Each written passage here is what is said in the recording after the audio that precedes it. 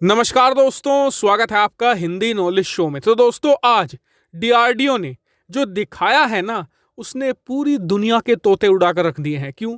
क्योंकि जब भारत ने एमका लड़ाकू विमान बनाने की घोषणा करी थी, उस समय दुनिया के मैं कहूंगा कि 99% देशों ने भारत का या तो मजाक बनाया था या ये कहा था कि भारत इसे नहीं कर पाएगा। और जो कुछ बचे कुचे देश थे भी, वो भी ये कह रहे थे कि चलिए अगर बना भी लिया ना, कम से कम मानिए 2030-35 से पहले तो किसी भी हालत में ये आना ही नहीं है। लेकिन जैसा कि मैं आपसे कहता हूं कि भारत का जो इंजन है ना, वो तभी गर्म होता है जब दुनिया हमारी आलोचना करती है, दुनिया हम पे डाउट करती है।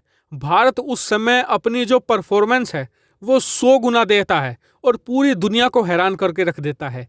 इस बार भी एमका के केस में यही हुआ है। दरअसल हाल ही में भारतीय रक्षा मंत्री राजनाथ सिंह जी गए थे डीआरडीओ, और वहां पर उनके सामने डीआरडीओ ने बहुत सारे हथियारों को प्रदर्शित किया था। लेकिन जहां पर सबकी निगाह टिक गई वो था एमका के कंपोनेंट। दरअसल डीआरडीओ ने इस पूरे इवेंट के दौरान राजनाथ सिंह जी को एमका लड़ाकू विमान में इस्तेमाल होने वाले कंपोनेंट दिखाए हैं, और यह भी बताया है कि इसके लगभग सारे कंपोनेंट, सारी टेक्नोलॉजी बनकर तैयार हो चुकी है। और इतना ही नहीं, जो दो बहुत ही खास टेक्नोलॉजी डेवलप करने में हमें दिक्कत आ रही थी, स्टेबलाइजर्स और एक्यूएटर्स में, वो भी बनकर तैयार हो चुकी है और इन दोनों को शोकेस भी किया गया था।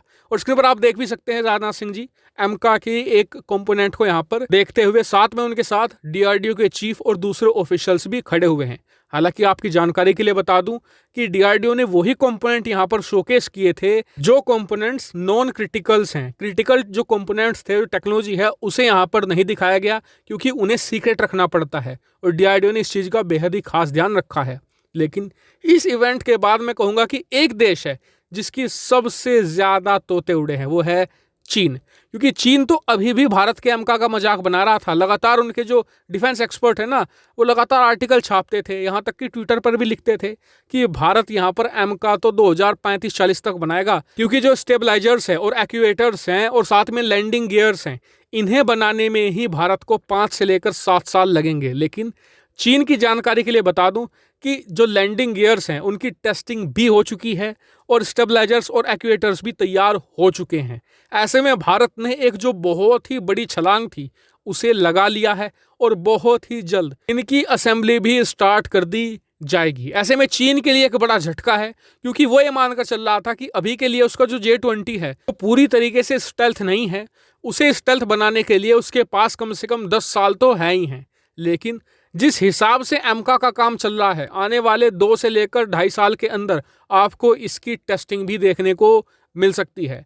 ऐसे में चीन के पास बेहद ही कम वक्त है कि एक ऐसा लड़ाकू विमान तैयार करे जो यहाँ पर एमका को टक्कर दे। लेकिन ऐसा होना बहुत ज्यादा मुश्किल है। इसका कारण ये है कि चीन अपने J-20 को पिछले 13 साल हो चुके हैं स्टेल्थ बनाने की लगातार कोशिश कर रहा है, लेकिन वो बुरी तरीके से नाकामयाब हुआ है।